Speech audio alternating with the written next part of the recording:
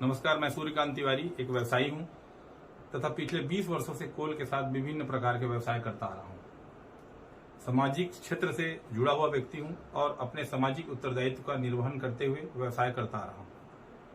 मैं व्यवसायिक जगत के अलावा सामाजिक राजनीतिक क्षेत्र से भी जुड़ा हुआ हूं। मेरी राजनीतिक विचारधारा चाहे जो भी हो, मेरे संबंध सभी से अच्छे रहे हैं। जब प्रदेश में भारतीय जनता पार्टी की सरकार थी तब भी मंत्रिमंडल के वरिष्ठ जनों और भाजपा पदाधिकारियों से मेरे बहुत मधुर संबंध थे। भाजपा के शासन के 15 वर्षों में भी मैं एक कारोबारी था और आज भी हूं।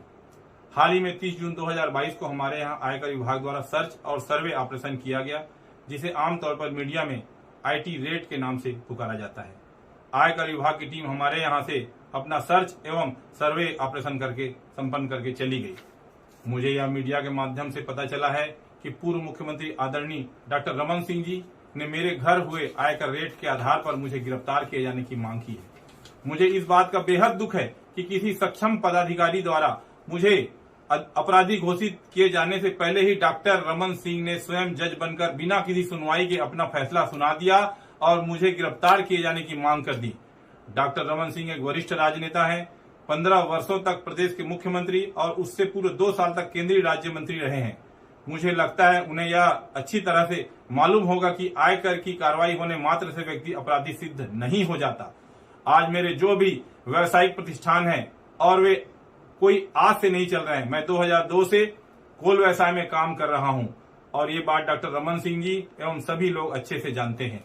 मेरे घर पर आयकर द्वारा जो सर्च एवं सर्वे किया गया, उसमें अगर कोई भी संपत्ति प्रश्नाधीन होती है या कहीं टैक्स संबंधी कोई बात आती है तो उसे निराकरण की एक निर्धारित व्यवस्था है। यदि हमारे प्रतिष्ठानों पर कोई टैक्स दायित्व निकलेगा तो उसे हम चुका देंगे।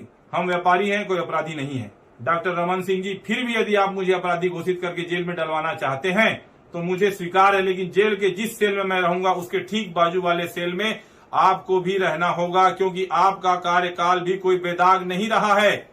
आपके कार्यकाल में आपके मंत्रियों पर जमीन की भारी मात्रा में अफरा तफरी के आरोप लगे थे। उसके लिए आपको भी जेल जाना चाहिए। आपके पुत्र अभिषेक सिंह उर्फ अभिषाक सिंह के नाम से पनामा पेपर्स रंगे हुए थे।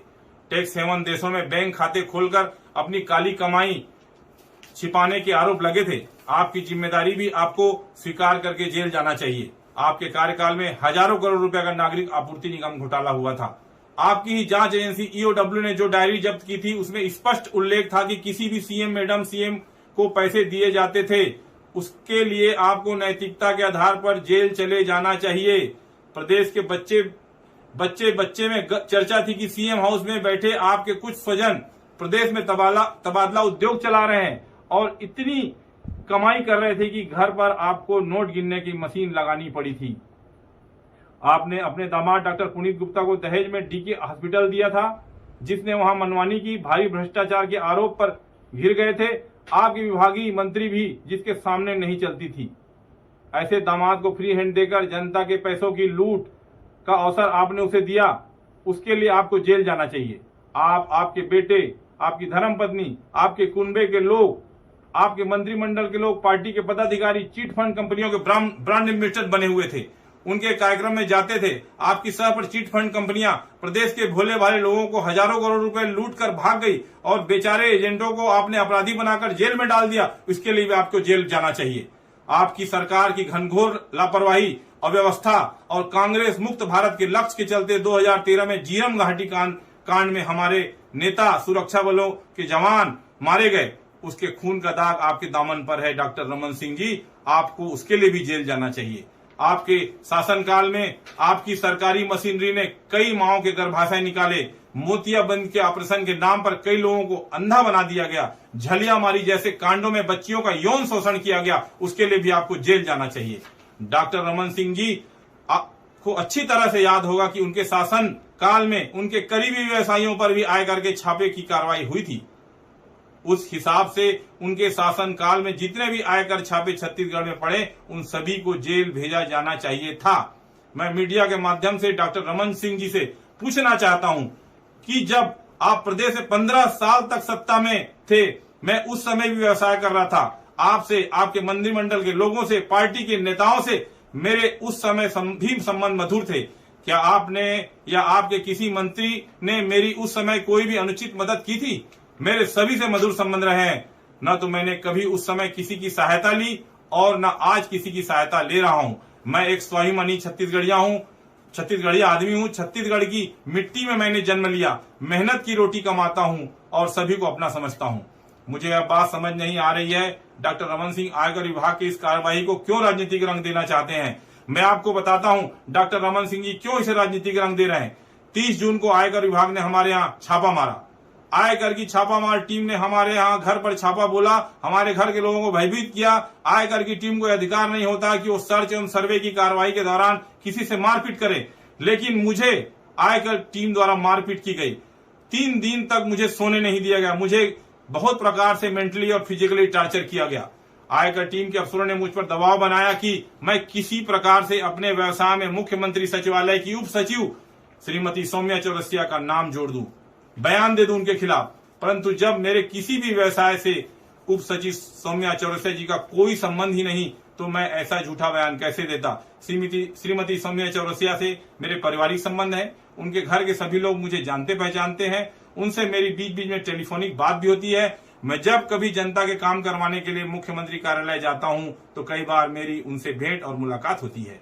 श्रीमती सौम्या चौरसिया अकेली अधिकारी नहीं है जिनसे मेरे अच्छे संबंध है। प्रदेश के भाजपा शासन के और वर्तमान शासन के अन्य अधिकारियों से भी मेरे संबंध हैं। श्रीमती सौम्या चौरसिया मेरे घरेलू संबंध, सामाजिक संपर्क है। मेरे व्यवसाय से उनका दूर दूर तक कोई संबंध नहीं है। परंतु आयकर विभाग वाले किसी भी तरह से मुझे साम दाम दंड भेद से यही कहलवाना चाहते थे। इसलिए उन्होंने मुझे प्रदेश में सत्ता परिवर्तन करके मुख्यमंत्री बनने तक का प्रस्ताव दिया। मुझे आयकर की टीम के अफसरों ने यह भी अकेले में कहा कि प्रदेश के 40 से 45 विधायकों से मेरे बहुत अच्छे संबंध हैं, उनकी एक सूची बना लूं। बाकी विपक्ष के विधायकों के सहयोग से प्रदेश में सत्ता पलट हो जाएगी और आपको मतलब मुझे छत्तीसगढ़ का एकनाथ शिंदे बना देंगे। इसके लिए मुझे अपने व्यवसाय से श्रीमती सौम्या चौरसिया का नाम जोड़कर बयान देने कहा गया, जिससे मैंने साफ इनकार कर दिया, जिसके कारण हमें आयकर वालों ने इतना टॉर्चर किया। मैं एक व्यवसायी हूं। लोकतंत्र में और इस देश के संविधान में, इस देश के कानून में मेरा पूरा विश्वास है। मेरे साथ आयकर विभाग के लोगों ने जो भी किया है, जितना भी मुझे टॉर्चर किया, मुझ पर अमानवीय दबाव डालकर जो भी झूठे बयान दिलवाने का प्रयास किया गया, उसके विरुद्ध मैं न्यायालय की शरण में जाने वाला हूं। कितने दुख की बात है कि केंद्रीय एजेंसियां केंद्र सरकार के एजेंट के रूप में विपक्ष शासित राज्यों में तख्ता पलट करने के लिए इस हद तक गिर गई हैं। इसीलिए आज देश में धारणा बन गई है कि केंद्रीय एजेंसियां विपक्ष का दमन करने का हथियार बन गई है। केंद्रीय एजेंसी कार्रवाई करती है, डॉक्टर रमन सिंह या धर्म कौशिक जैसे बड़े लोग उसे राजनीतिक रंग देकर उसका लाभ उठाने का प्रयास करते हैं, जो कि उचित नहीं है। यदि किसी प्रकार के नियम कायदों को लेकर कोई चूक हुई है तो उसे सुधारा जा सकता है। उसके लिए एक राजनीतिक तमाशा खड़ा करने की कोई आवश्यकता नहीं है। यदि व्यापारी होना, कारोबार करना गुनाह है, यदि जीवन में उन्नति करना अपराध है, यदि नियम कायदों की चूक हो जाना अपराध है, तो मैं बेशक अपराधी हूं और मुझसे वैसा ही बर्ताव किया जाए जैसे एक अपराधी से किया जाता है। मुझे कोई आपत्ति नहीं है। जो भी कानूनी व्यवस्थाएं होंगी मैं उसको पूरा करूंगा, पूरा करता आया हूं। लेकिन कृपा करके मेरे घर पर पड़े आयकर छापों को राजनीतिक खेल मत बनाइए, उसे सियासी रंग मत दीजिए, मुझ पर या उपकार कीजिए। मेरे घर पर पड़े इन छापों को बढ़ा चढ़ाकर ना देखा जाए। इसे आयकर विभाग की कार्रवाई रहने दिया जाए। इसकी मनचाही व्याख्या मत कीजिए, मनचाहे अर्थ मत निकालिए। और मैं आज आप सभी के माध्यम से स्पष्ट कह रहा हूं कि यदि मेरे साथ, मेरे परिवार के साथ कोई अपघात होता है, किसी सदस्य के साथ कोई दुर्घटना होता है, तो उसके लिए केंद्रीय आयकर विभाग तथा प्रदेश भाजपा के वे नेता जिम्मेदार होंगे जो प्रदेश में सत्ता परिवर्तन के लिए मुझे बलि का बकरा बनाने की साजिश कर रहे हैं। मैं महात्मा गांधी के आदर्शों पर चलने वाला व्यक्ति हूं।